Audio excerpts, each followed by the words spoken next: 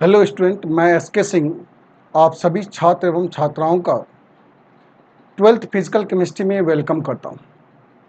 आज के लेक्चर में हम काम करेंगे केमिकल काइनेटिक्स में।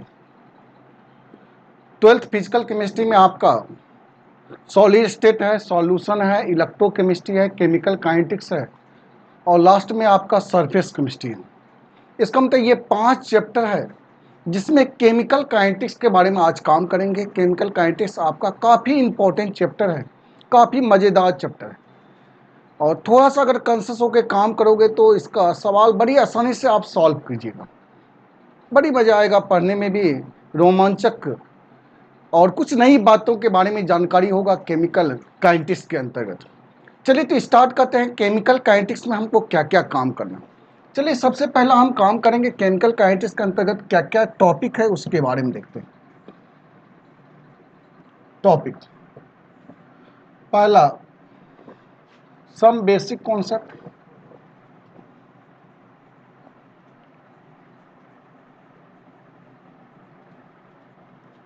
सम बेसिक कॉन्सेप्ट। दूसरा, रेट ऑफ रिएक्शन के बारे में देखेंगे।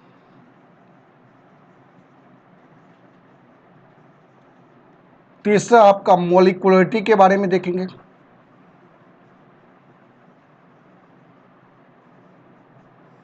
चौथा, ऑर्डर ऑफ रिएक्शन के बारे में पढ़ेंगे।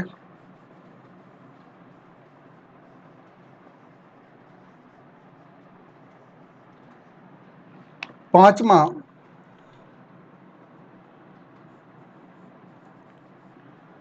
रेट लॉ इक्वेशन के बारे में देखेंगे। रेट लॉ इक्वेशन या differential rate law equation.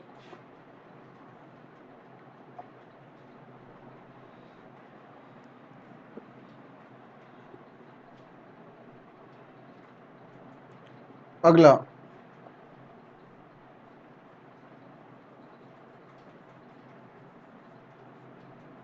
Determination of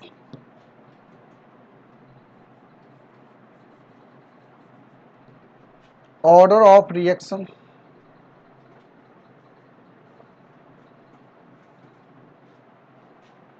and rate law equation.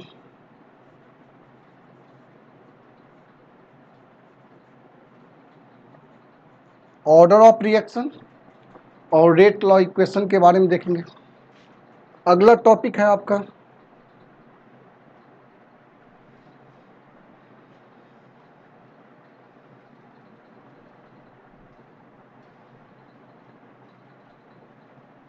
Half life period के बारे में देखेंगे।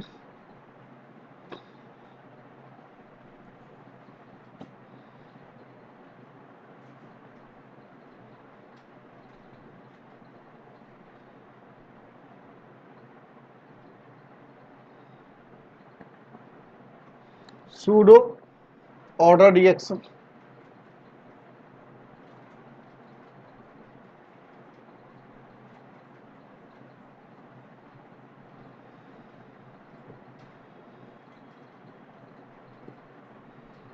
Determination of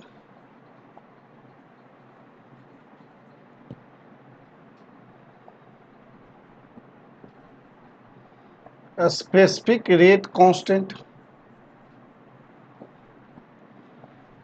specific rate constant के बारे में पढ़ेंगे।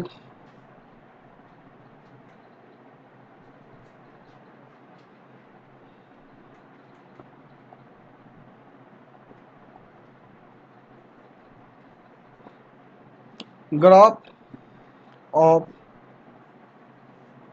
Zero and first order reaction.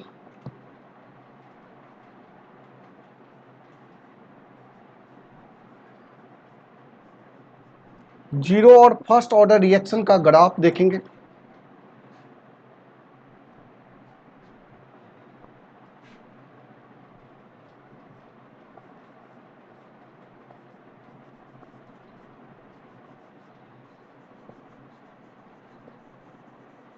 Activation energy and threshold energy के बारे में पढ़ेंगे।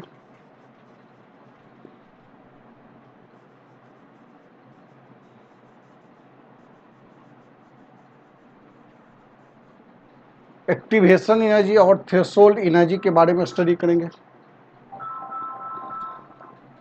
अगला टॉपिक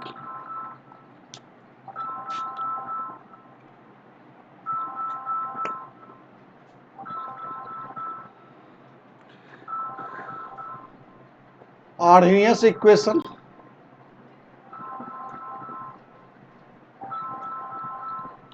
आर्हेनियस इक्वेशन के बारे में स्टडी करेंगे। नेक्स्ट टॉपिक जो है आपका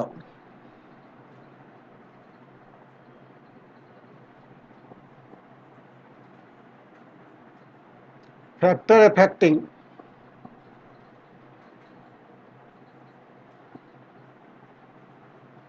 रेट ऑफ रिएक्शन।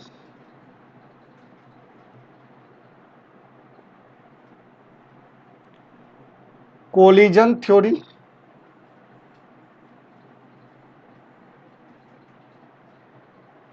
और लास्ट में आपका टाइप ऑफ प्रॉब्लम। तो ये सारे टॉपिक के बारे में पढ़ना है केमिकल काइनेटिक्स के अंतर्गत। चलिए जल्दी से इसको नोट डाउन कर लो।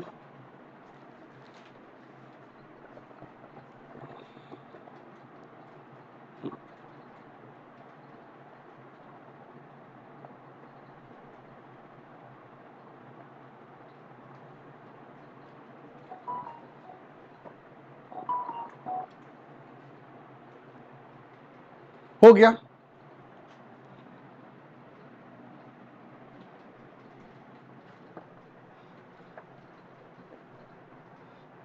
चलिए तो स्टार्ट करते हैं।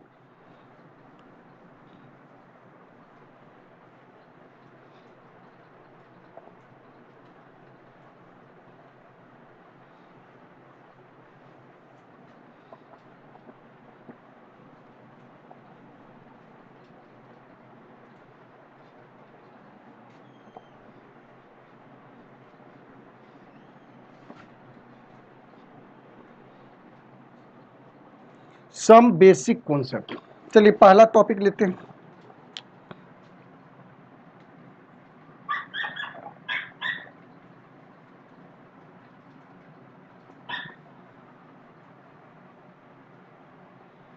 सम बेसिक कॉन्सेप्ट के बारे में बात करें तो देखो जी, केमिकल काइनेटिक्स।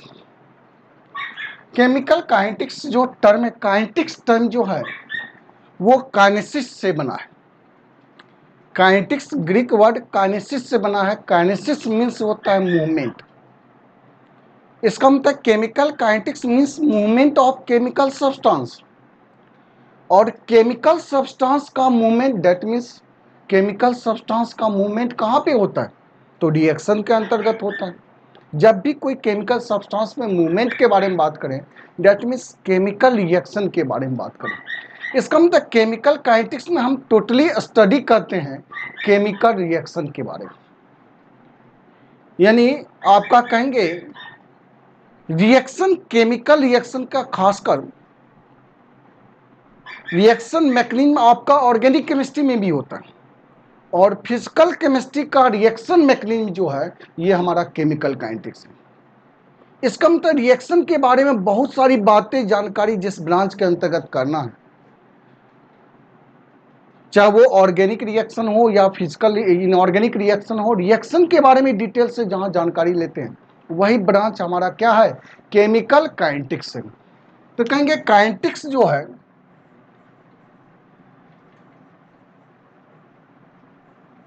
काइनेटिक्स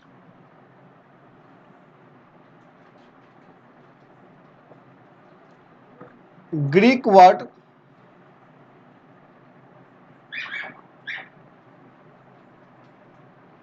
काइनेसिस से बना है। और काइनेसिस मीन्स होता है movement.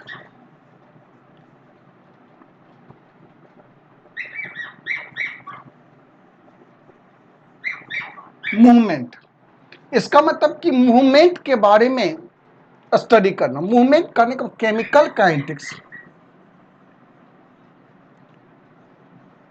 Chemical kinetics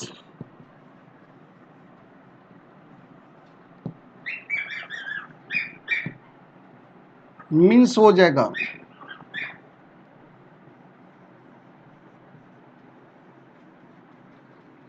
movement of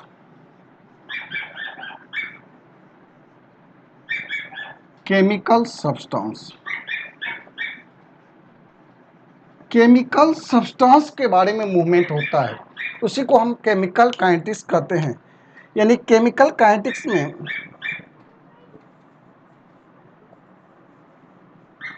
study about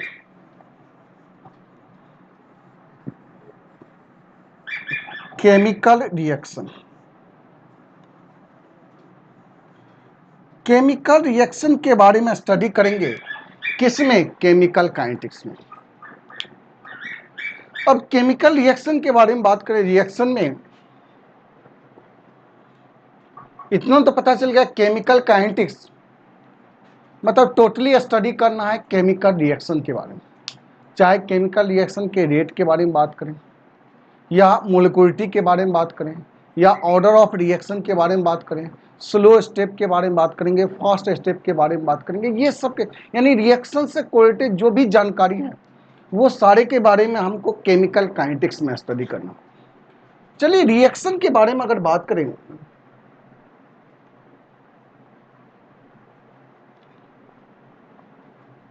reaction है क्या? तो कहेंगे place at which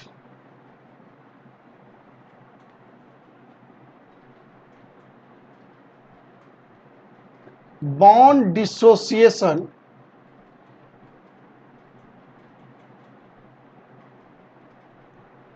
and association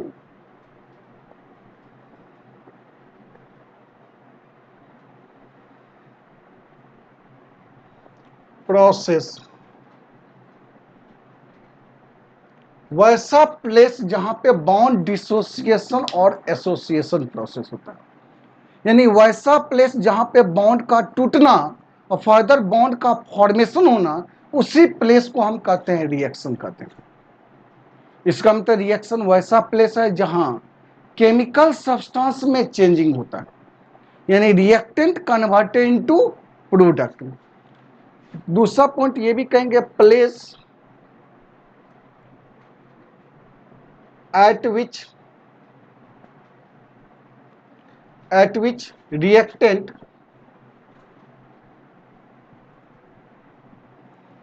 converted into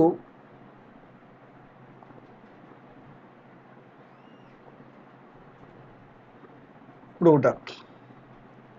place at which reactant converted into product, वैसा प्लेस जहां पे रिएक्टेंट प्रोडक्ट में कन्वर्ट होता है, उसी प्लेस का नाम क्या होता है? रिएक्शन होता है। रिएक्शन के बारे में टाइप के अगर बारे में बात करें, टाइप ऑफ रिएक्शन,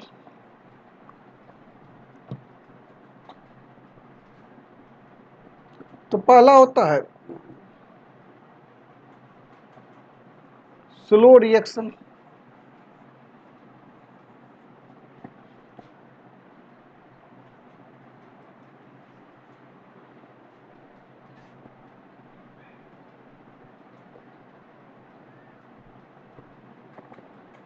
कहेंगे स्लो रिएक्शन वैसा रिएक्शन है जिसमें या तो कुछ दिन का समय लगे, या कुछ मंथ का समय लगे, या कुछ ईयर का समय लगे।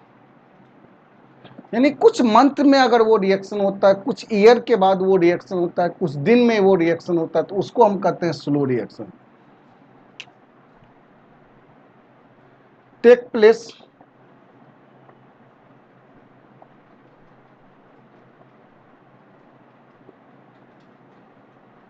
या ऐसा लिखते हैं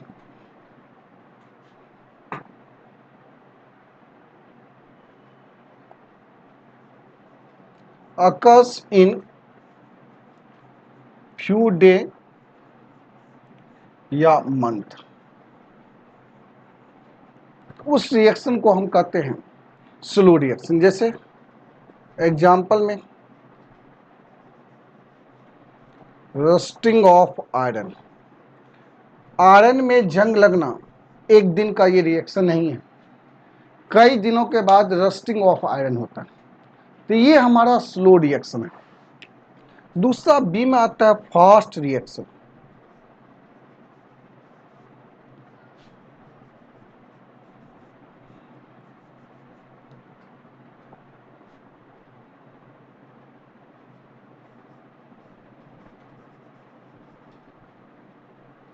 occurs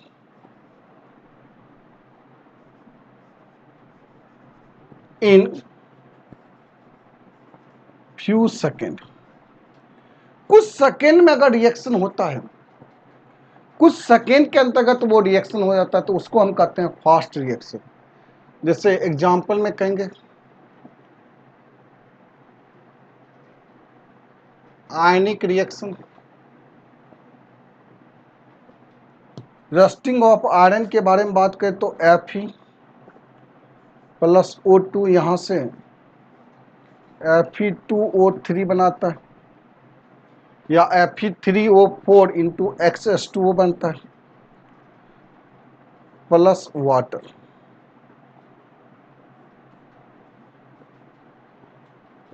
यहाँ से बनेगा Fe2O3 इंटू XH2O, इसी को कहते हैं रोस्टेड आयरन। चलिए ये आपका स्लो रिएक्शन। फास्ट रिएक्शन के बारे में आयनिक रिएक्शन, जैसे कोई एसिड है, बेस NOH, अब ये रिएक्शन करके बनाता है NaCl प्लस H2O। ये हमारा एसिड है, ये हमारा बेस है, यहां से ये क्या बनेगा साल्ट, और ये वाटर निकलेगा। तो ये हमारा कौन सा रिएक्शन हो गया, तो आपका फास्ट रिएक्शन हो गया। तीसरा सी में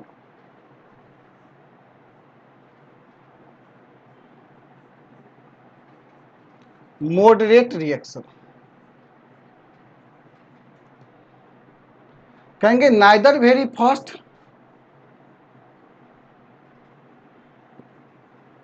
neither very fast nor very slow. ना ही वेरी फास्ट हो, ना ही वेरी स्लो, उस रिएक्शन को हम कहते हैं moderate reaction. Generally moderate reaction में आपका एग्जाम्पल में आता है organic reaction. Organic reaction generally moderate reaction होता है। ऑर्गेनिक ही नहीं, कुछ इनऑर्गेनिक रिएक्शन भी मॉडरेट रिएक्शन होता है। जैसे आपका कहा जाए CH3 COO C2H5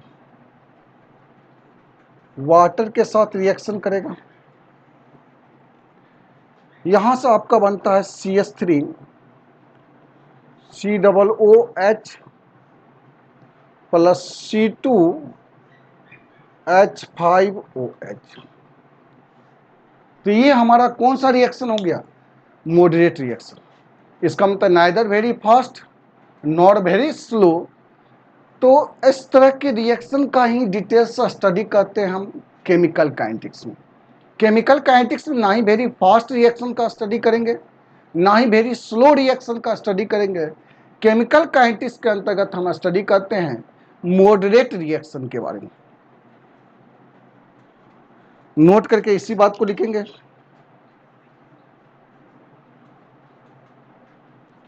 इन केमिकल काइनेटिक्स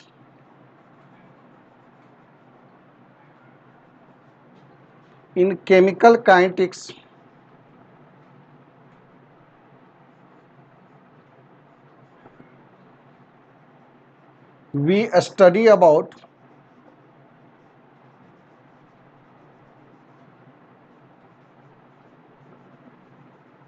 मॉडरेट रिएक्शन। किसके बारे में स्टडी करते हैं, तो मॉडरेट रिएक्शन के बारे में स्टडी करते हैं। चलिए जल्दी से इसको काम कर लो, स्क्रीनशॉट ले लो।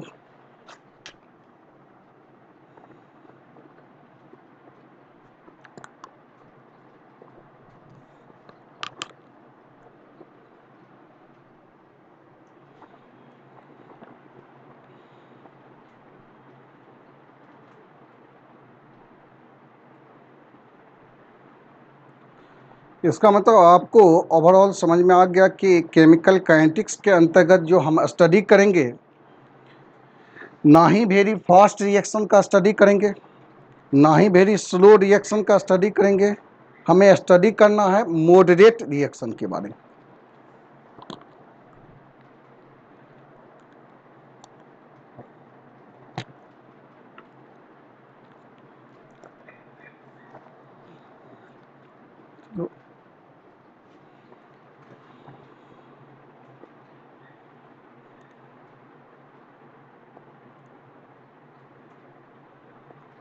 हो गया, स्क्रीनशॉट ले लिए। चलिए,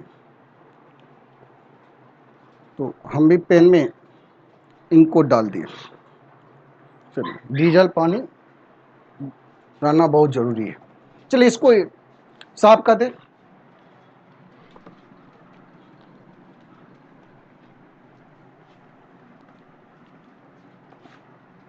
ये तो सम बेसिक आइडिया था। इसका मतलब केमिकल काइनेटिक्स में आपको समझ में आ गया। हम स्टडी करेंगे सारे रिएक्शन के बारे में, यहाँ स्टडी नहीं करना, वैसे रिएक्शन के बारे में स्टडी करना जो ना ही वेरी फास्ट रिएक्शन हो, ना ही वेरी स्लो रिएक्शन हो। अगला आता है rate of reaction. Second topic हमारा है केमिकल काइनेटिक्स में रेट ऑफ रिएक्शन। चलिए, तो हेडिंग देते हैं rate of reaction.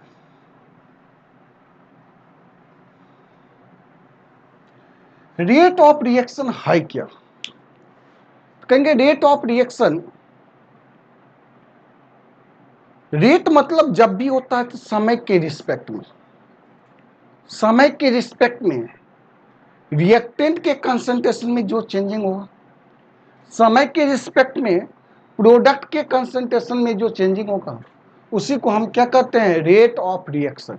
Rate of reaction है क्या? तो कहेंगे change in concentration of reactant या product with respect to time. Change in concentration of reactant या product with respect to time is known as rate of reaction. Rate जो हो, जब भी रेट के बारे में बात करो तो विथ रिस्पेक्ट टू टाइम, क्योंकि रिएक्शन में तो आप जानते हैं कि रिएक्टेंट और प्रोडक्ट होता है। रिएक्शन को दो पार्ट में बांटा गया, कुछ सब्सटेंस रिएक्टेंट होता है, कुछ सब्सटेंस प्रोडक्ट होता है। जब रिएक्शन स्टार्ट होता है तो रिएक्टेंट का अमाउंट, इनिशियल के बारे में बात करें, अभी रिएक्शन स्टार्ट होने वाला है, उस समय रिएक्टेंट का अमाउंट मैक्सिमम होता है और प्रोडक्ट का अमाउंट क्या होता है? जीरो होता है। समय के साथ साथ रिएक्टेंट का अमाउंट डिक्रीज करता है और समय के साथ साथ रिएक्टेंट का अमाउंट क्या होता है? इंक्रीज करता है। तो वही विथ रिस्पेक्ट टू टाइम के रिस्पेक्ट में जो चेंज इन कंसंट्रेशन रिएक्टेंट का होगा या चेंज इन कंसंट्रेशन प्रोडक्ट का होगा, उसी को हम क्या कहेंगे?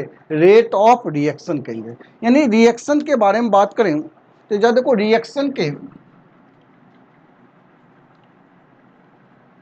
रिएक्शन को दो पार्ट में बांटा गया है, जनरली रिएक्टेंट और प्रोडक्ट।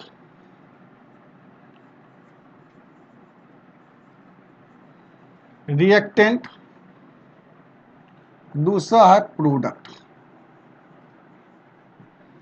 रिएक्टेंट के बारे में बात करें तो ये लेफ्ट साइड होता है,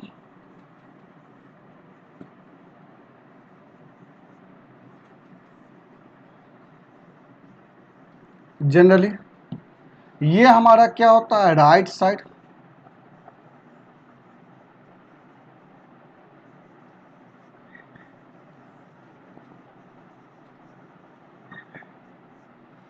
रिएक्टेंट हमारा लेफ्ट साइड होता है, जबकि प्रोडक्ट हमारा क्या होता है? राइट साइड होता है। रिएक्टेंट में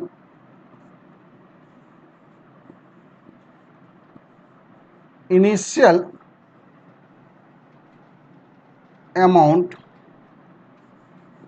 इज मैक्सिमम। रिएक्टेंट का इनिशियल अमाउंट मैक्सिमम होता है, जबकि प्रोडक्ट के बारे में बात करें, इनिशियल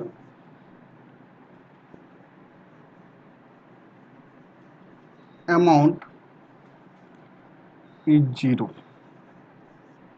प्रोडक्ट का इनिशियल अमाउंट क्या होता है? जीरो होता है। With respect to time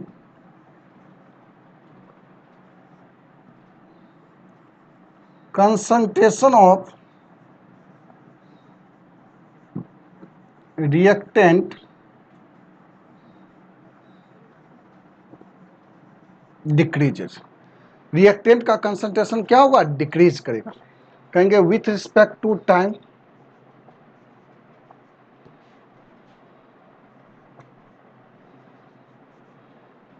concentration of product increases। Product का कंसंट्रेशन क्या होगा, इंक्रीज करेगा। चलिए, रिएक्टेंट का कंसंट्रेशन समय के रिस्पेक्ट में डिक्रीज करेगा समय के साथ साथ, और प्रोडक्ट का कंसंट्रेशन समय के साथ साथ क्या होगा, इंक्रीज करेगा। अगला पॉइंट यह देखो, रेट ऑफ रिएक्शन। मेन तो हमको रेट ऑफ रिएक्शन को डिफाइन करना। रेट ऑफ रिएक्शन कहेंगे किसको, तो यही जो रिएक्टेंट का कंसंट्रेशन डिक्रीज कर रहा है, प्रोडक्ट का कंसंट्रेशन इंक्रीज कर रहा है विथ रिस्पेक्ट टू टाइम, इसी के चेंज को हम क्या कहते हैं, रेट ऑफ रिएक्शन कहते हैं। रेट ऑफ रिएक्शन को डिफाइन करेंगे तो कहेंगे the change in concentration of reactant या product with respect to time is known as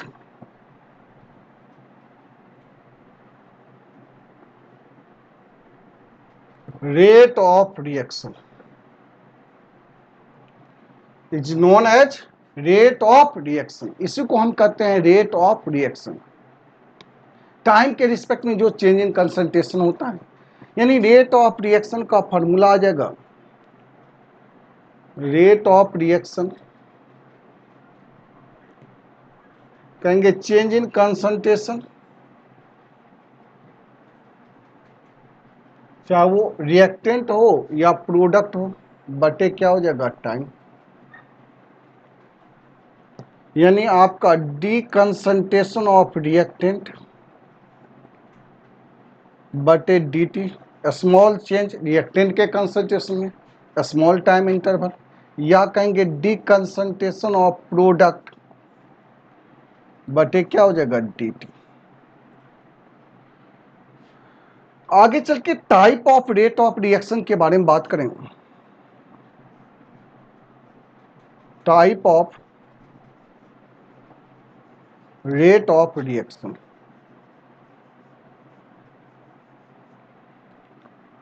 तो रेट ऑफ रिएक्शन को आगे चल के दो पार्ट में बांटा गया। रेट ऑफ रिएक्शन दो तरह का होता है, या तो rate of disappearance, rate of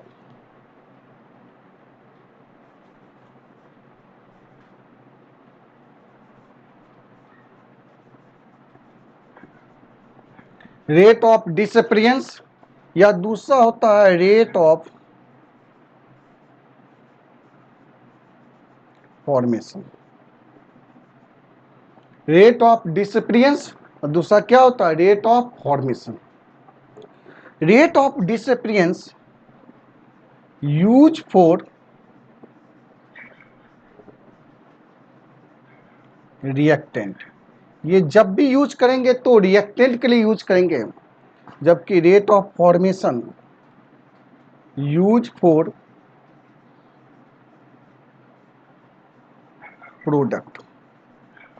product के लिए यूज करते हैं। रेट ऑफ डिसअपियरेंस में कहेंगे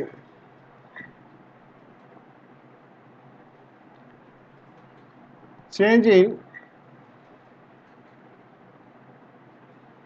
concentration of reactant is negative। क्यों निगेटिव होता है, क्योंकि इनिशियल रिएक्टेंट का कंसंट्रेशन ज्यादा होगा, समय के साथ साथ रिएक्टेंट का कंसंट्रेशन घट रहा है, यानी फाइनल रिएक्टेंट का कंसंट्रेशन कम होगा और इनिशियल रिएक्टेंट का कंसंट्रेशन ज्यादा होगा। तो जब भी चेंज निकालते हैं तो फाइनल माइनस इनिशियल, फाइनल कम है इनिशियल ज़्यादा है, इसलिए change in concentration of reactant क्या होगा, निगेटिव। जबकि इसमें कहेंगे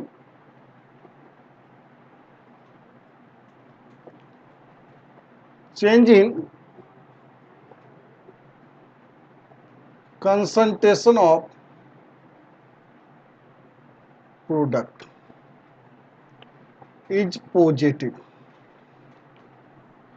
अगर ये निगेटिव है तो इसके लिए रेट का फॉर्मूला होता है minus D concentration of reactant बटे डी टी, और इसके लिए रेट का फॉर्मूला होता है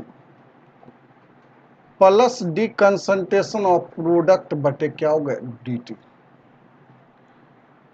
यानी रेट ऑफ डिसिपियंस में निगेटिव साइन होता है, जबकि रेट ऑफ फॉर्मेशन में क्या होता है, पॉजिटिव साइन होता है, क्योंकि ये आपका धीरे धीरे डिक्रीज करेगा और ये क्या होगा, इंक्रीज करेगा।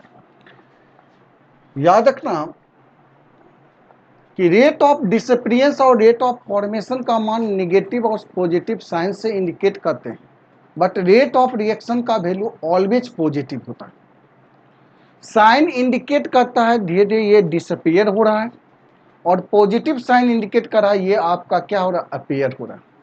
इसका मतलब निगेटिव या पॉजिटिव साइन इस बात को इंडिकेट कर रहा है कि एक का कंसंट्रेशन डिक्रीज कर रहा है, दूसरे का कंसंट्रेशन क्या हो रहा है, इंक्रीज कर रहा है। लेकिन अगर रेट ऑफ डिसअपियरेंस का वैल्यू निकालेंगे तो वो वैल्यू ऑलवेज पॉजिटिव होगा, रेट ऑफ फॉर्मेशन का वैल्यू ऑलवेज पॉजिटिव होगा।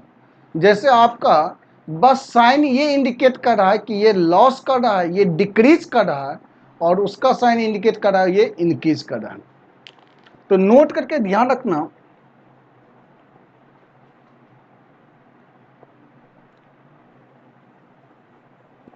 Rate of reaction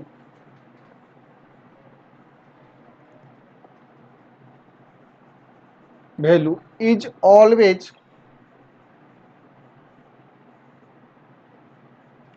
positive, but negative sign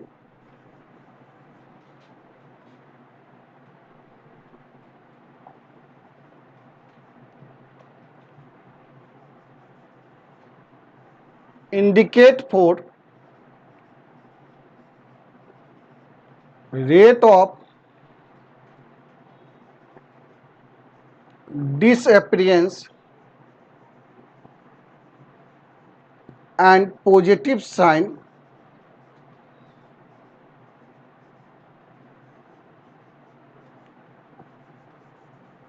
indicate for rate of formation। बस साइन ये इंडिकेट कर रहा है कि डिसअपियरेंस हो रहा है और दूसरा क्या हो रहा है, फॉर्मेशन हो रहा है, लेकिन रेट का वैल्यू क्या होगा, ऑलवेज पॉजिटिव होगा। जल्दी से इसको स्क्रीनशॉट ले लो।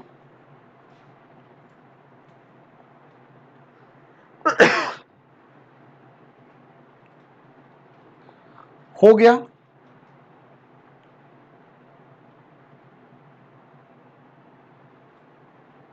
चलिए जरा एक बार फिर से समझिए क्या करना चाहे। देखो जी, सेकेंड टॉपिक आज केमिकल काइनेटिक्स स्टार्ट किए। केमिकल काइनेटिक्स में आप जाने भली भांति कि केमिकल काइनेटिक्स टर्म जो होता है ग्रीक वर्ड काइनेसिस से आया है। काइनेसिस मीन्स होता है मूवमेंट। काइनेसिस मीन्स क्या होता है, मूवमेंट।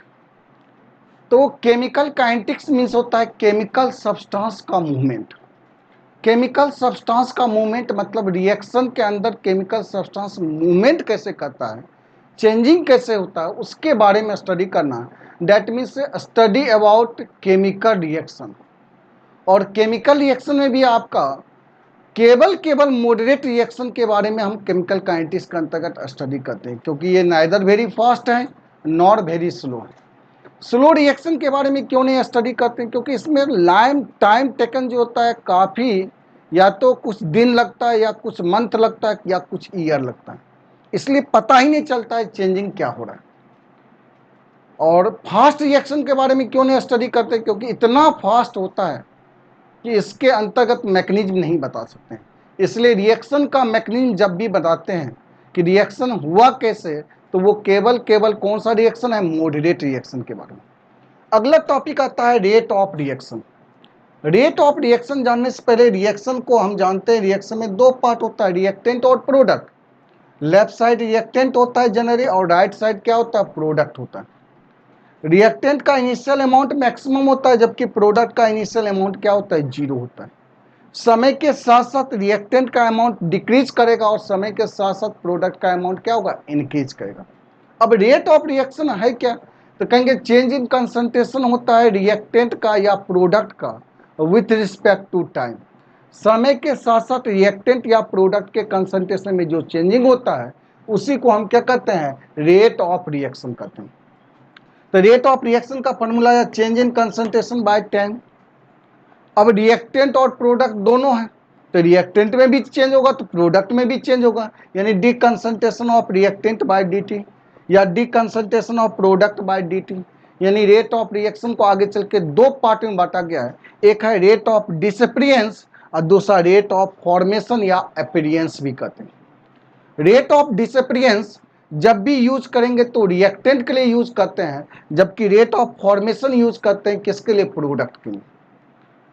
ये रेट ऑफ डिसअपीयरेंस में क्या होता है, रिएक्टेंट के लिए जब यूज करेंगे तो change in concentration of reactant is negative. क्यों निगेटिव होता है, क्योंकि रिएक्टेंट धीरे धीरे डिक्रीज कर रहा है। तो जब भी चेंज निकालेंगे तो फाइनल माइनस इनिशियल, फाइनल कम है इनिशियल ज्यादा है, इसलिए मान निगेटिव आएगा। इसमें change in concentration of product is positive, क्योंकि ये इंक्रीज कर रहा है, इसलिए इसमें रेट का जो फॉर्मूला होगा minus D concentration of reactant by dt, और इसका फॉर्मूला, रेट का फॉर्मूला होगा D concentration of product by dt होगा। नोट करके याद रखना कि rate of reaction value always positive होता है, बस negative sign rate of disappearance को इंडिकेट करता है और positive sign rate of formation को इंडिकेट करता है। चलिए यहां तक तो समझ में आ गया।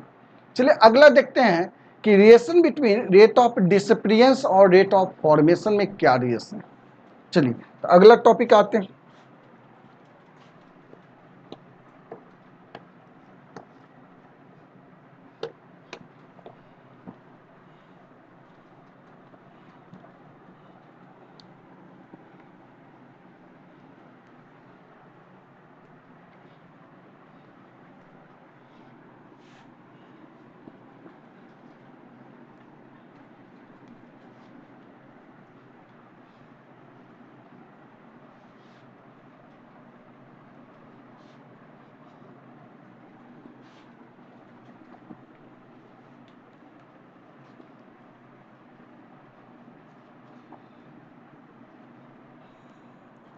चलिए अगला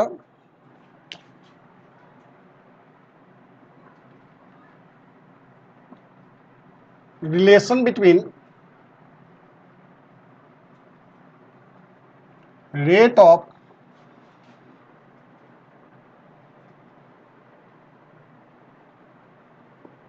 disappearance and rate of formation. Relation between rate of disappearance and rate of formation.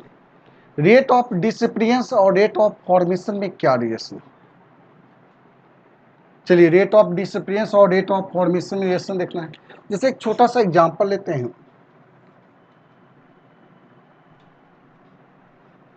पहला एग्जांपल लेते हैं, ए से 2b बना। अगर ये रिएक्शन दिया है ए से 2b बन रहा है, अब क्या कहोगे इसमें, तो रिएक्शन तो इतना जानते हैं, अगर ये 1 मोल रिएक्शन करेगा, कुछ नहीं तो यहाँ कोफिशिएंट 1 है, यानी ये 1 मोल रिएक्शन करता है तो यहाँ कोफिशिएंट 2 है, इसका मतलब ये 2 मोल बनता है। चलिए रिएक्शन अगर दिया है तो इतना तो पहला ये तो टर्म आपको पता चले, अगर इसका 1 मोल रिएक्शन करता है तो इसका 2 मोल बनता है, अगर ये 2 मोल रिएक्शन करेगा तो ये 4 मोल बनेगा। नहीं, अगर ये आपका 5 मोल रिएक्शन करेगा तो ये कितना होगा, 10 मोल। इसका मतलब कहेंगे अगर इसका मोल बराबर करना है मोल ऑफ ए, ए के मोल में 2 से गुना करेंगे, किसका मोल निकल के आएगा? Mole of B. नहीं कहे ए का अगर 5 मोल है तो बी का कितना मोल हो जाएगा? 10 मोल, क्योंकि ये 1 मोल रिएक्शन करता है तो ये 2 मोल बनता है। इसका मतलब इसका दुगुना ये बन रहा है। जितना ये रिएक्शन करेगा उसमें 2 से गुना करेंगे तो बी का मोल आएगा। अब ए का मोल में 2 से गुना किए बी का मोल आ गया। चलिए ठीक है, इसका मतलब यहां से भी तो कह सकते हैं रेट ऑफ ए में 2 से गुना करेंगे वही होगा रेट ऑफ बी। इसका मतलब 1 मोल तो ये 2 मोल, इससे दुगुना बन रहा है। इसका मतलब ये फास्ट रिएक्शन करेगा और ये क्या होगा? स्लो होगा। इसका रेट जो होगा उसमें 2 से गुना करेंगे तो किसका रेट आएगा? बी का। अब ए का रेट, रेट ऑफ ए, इसका मतलब कहेंगे यहां इसके रेट को फॉर्मूला लिखेंगे, रिएक्टेंट है तो ये हमारा हो जाएगा minus D concentration of A बटे डी टू इंटू 2 बराबर हो जाएगा डी कंसंट्रेशन ऑफ बी बटे क्या होगा? D T. नहीं ना होगा? चलिए इसको इधर ले आते हैं, यानी minus D concentration of A बटे डी टी। जब ये इधर जाएगा तो 1/2 into D concentration of B बटे क्या हो जाएगा? D T. नहीं समझ में आया? चलिए दूसरा एग्जाम्पल देखते हैं। यहां से देखोगे तो बड़ी आसानी से समझ में आ जाएगा क्या करना चाहिए। चलो इसमें नहीं समझ में आया, सेकेंड एग्जाम्पल लेके चलते हैं। देखो अगर कहा जाए 2a है, यहां से रिएक्शन करके 3b बना। अगर ये 2 मोल रिएक्शन करता है तो यहां कितना मोल बनता है? 3 मोल। अब जानते हैं अगर मोल ऑफ ए का मोल बराबर करना है मोल ऑफ बी। ऐसे तो ये बराबर नहीं है, लेकिन रिएक्शन में जानते हैं किसी भी 2 कंपोनेंट का मोल हम बराबर कर सकते हैं। इसके लिए ध्यान रखना है कि बैलेंसिंग कोएफिशिएंट को एक्सचेंज करके, बैलेंसिंग कोएफिशिएंट को एक्सचेंज करके किसी भी 2 कंपोनेंट का हम मोल बराबर कर सकते हैं रिएक्शन में। इसका बैलेंसिंग कोएफिशिएंट 2 है, इसका बैलेंसिंग कोएफिशिएंट 3 है। इसका मतलब इसके बैलेंसिंग कोएफिशिएंट को इसमें मल्टीप्लाई करना तो इसमें मल्टीप्लाई करेंगे 3 से, और इसके बैलेंसिंग कोएफिशिएंट को इसमें मल्टीप्लाई करेंगे 2 से। अब जरा ध्यान से देखो, अगर ये 2 मोल रिएक्शन कर रहा है 2 मोल, तो 2 में 3 से गुना किए 6 हो गया। अब यहाँ 3 मोल ये रिएक्शन कर रहा है, 3 में 2 से गुना किए 6, ये भी 6 मोल है, ये भी 6 मोल, बराबर हो गया। नहीं हुआ बराबर? अरे भाई यहाँ पे इसका 2 मोल, अगर 2 मोल रिएक्शन करता है तो यहाँ 3 मोल बनता है। अब इसके मोल में 3 से गुना किए, अगर इसका 2 मोल है तो 2 में 3 से गुना करेंगे 6 होगा, इसका भी 6 होना चाहिए। यहाँ इसका मोल कितना है? 3 में 2 से गुना करेंगे 6 आएगा। चलिए अब यहां से कहेंगे ए तो हमारा रिएक्टेंट है, तो ये भी कह सकते हैं rate of disappearance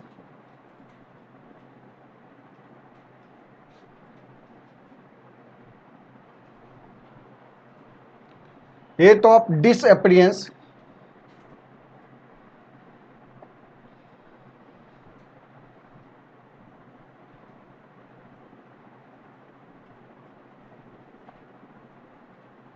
appearance of A, इसमें कितना से गुना करेंगे? 3 से, बराबर होगा rate of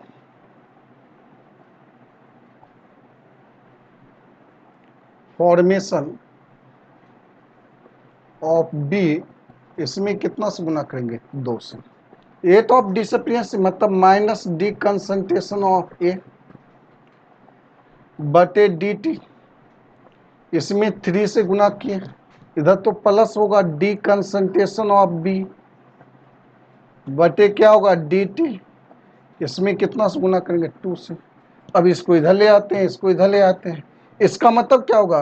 1/2 into minus D concentration of A by D T बराबर, ये इधर आएगा तो 1/3 into D concentration of B बटे क्या हो जाएगा डी टी।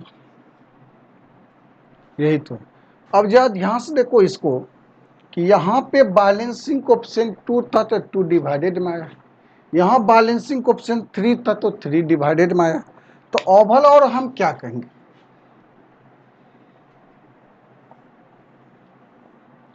ओवरऑल अगर x a है, y b है, यहां से रिएक्शन क्या एम सी एन डी, यानी ये x मोल अगर रिएक्शन किया तो ये y मोल रिएक्शन करेगा,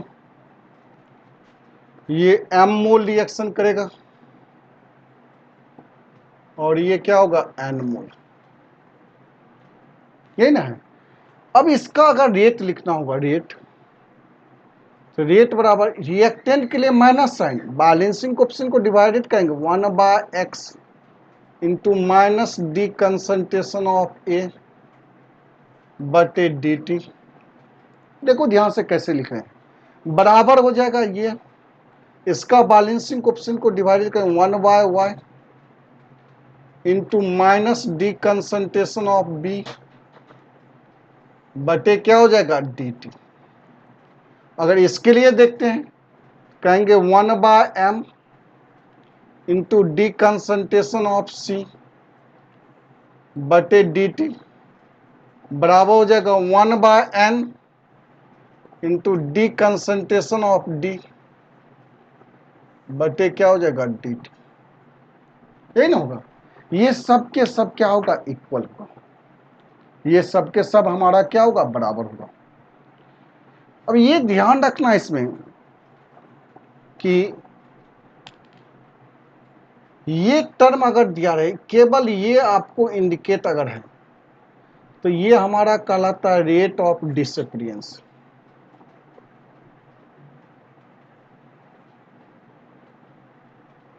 चलिए इसको यहां लिखते हैं, अगर minus D concentration of A by D T हो या और करके D concentration of C, sorry ये अगर आता है तो इसको हम कहते हैं रेट ऑफ डिसअपियरेंस। ये हमारा क्या हो गया रेट ऑफ डिसअपियरेंस। अगर कहा जाए डी कंसंट्रेशन ऑफ सी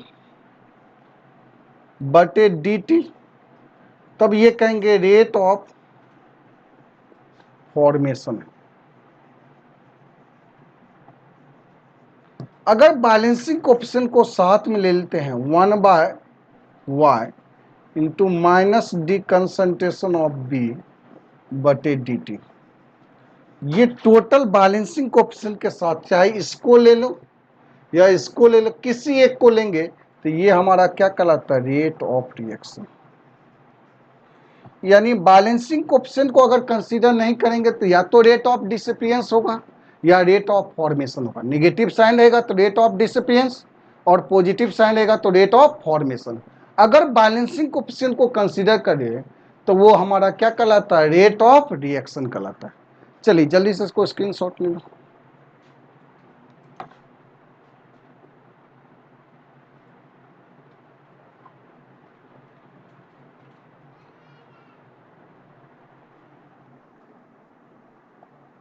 हो गया। चलिए एक बार फिर से समझो क्या करें, relation between rate of disappearance and rate of formation के बारे में देख रहे थे।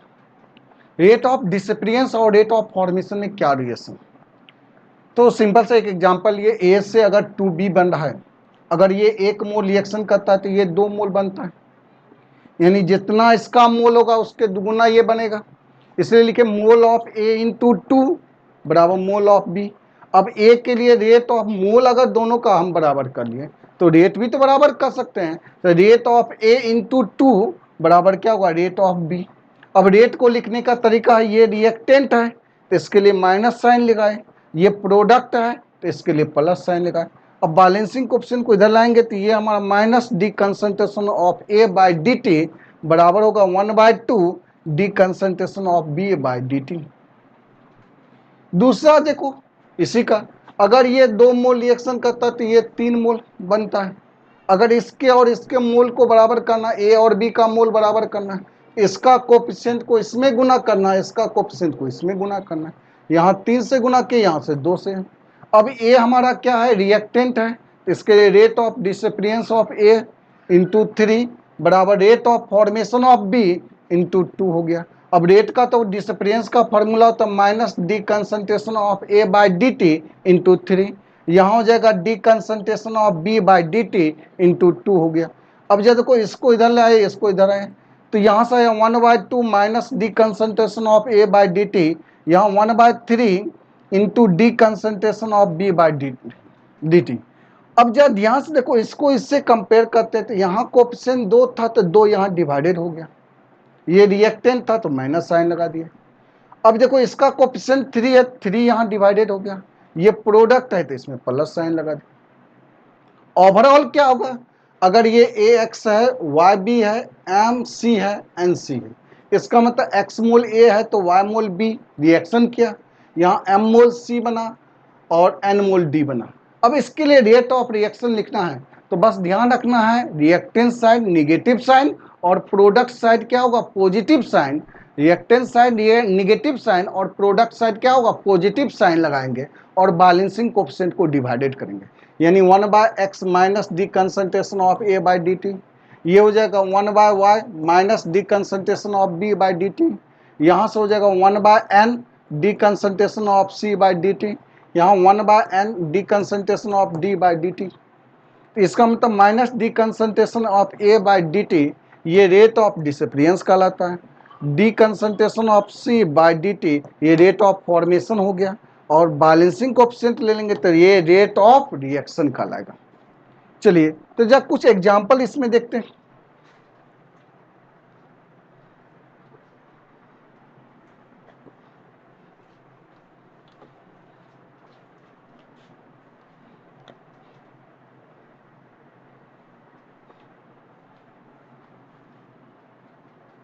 कुछ एग्जांपल,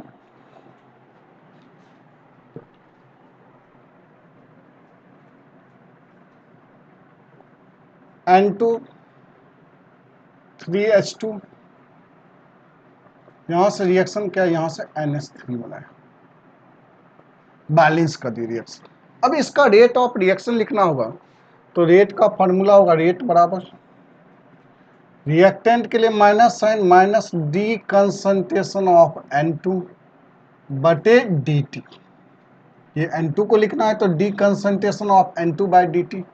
अब यहाँ बैलेंसिंग कोएफिशिएंट 3 है तो 1/3 into minus D concentration of H2 बटे क्या हो जाएगा डी टी बराबर, यहाँ पे क्या है प्रोडक्ट साइड है तो 1/2 into D concentration of NH3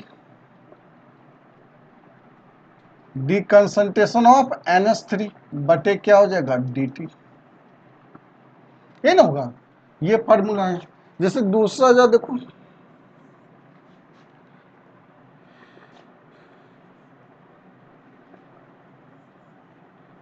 2A से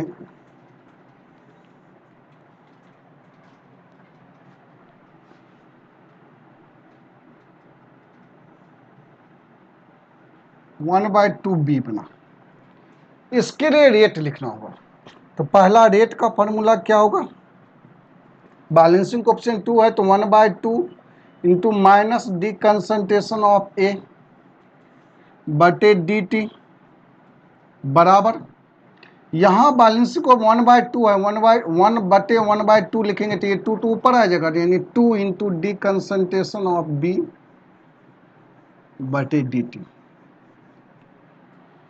चलिए अब इसी को क्या लिख सकते हैं, ये इधर जाएगा तो मल्टीप्लाई होगा, तो इसको तो और करके ऐसा भी तो लिख सकते हैं minus D concentration of A बटे डी टी बराबर ये हो जाएगा 4 into D concentration of B बटे डी टी। अब इसको इधर भी ले आ सकते हो, यानी आपका 1/4, इस तरह से कई आप लिख सकते हैं। डी कंसंट्रेशन ऑफ ए बटे डी टी बराबर डी कंसंट्रेशन ऑफ बी बटे डी टी। क्या इसको इस तरह से लिख सकते हैं? या देखो तो सर, ऐसा लिख सकते हैं हम? कैसे? तो ऐसा डी कंसंट्रेशन ऑफ ए बटे डी टी, ये इधर ले जाएंगे, इसको इधर लाएंगे तो ये प्लस हो गया, ये माइनस, यानी 4 गुना minus D concentration of B बटे डी टी। तो मैथ के हिसाब से तो कहेंगे सर हाँ ऐसा हम लिख सकते हैं। इसको इधर ले जाएंगे तो ये माइनस साइन, इसको इधर लाएंगे तो ये प्लस साइन होगा, लेकिन यहाँ पे केमिकल काइनेटिक्स में ये गलत हो जाएगा। मतलब रिएक्टेंट में ऑलवेज माइनस साइन लगता है, प्रोडक्ट में ऑलवेज क्या होता है? Plus sign. साइन इंडिकेट करता है, यहाँ केवल वैल्यू को नहीं देखना, साइन इस बात को इंडिकेट करता है ये रिएक्टेंट है, और साइन इस बात को इंडिकेट कर रहा है ये प्रोडक्ट है। यानी निगेटिव साइन अगर रहेगा तो रेट ऑफ डिसअपियरेंस को, अब जब को यहाँ पॉजिटिव साइन, इसका मतलब ये तो रेट ऑफ फॉर्मेशन हो गया, जबकि यहाँ पे ये क्या है? रेट ऑफ डिसअपियरेंस है। तो इस तरह से आप नहीं लिख सकते हैं, साइन को चेंज नहीं कर सकते हैं, लेकिन आप नंबर को उधर लेफ्ट साइड और राइट साइड ला सकते हैं। मतलब इसको इस तरह से हम लिख सकते हैं, ये सही है, ये भी सही है, ये भी सही है और ये भी सही है, लेकिन ये हमारा क्या हो गया? गलत है। साइन को कभी भी इस तरह से नहीं लिख सकते। चलिए, तो ये तो रेट ऑफ रिएक्शन के बारे में देखें।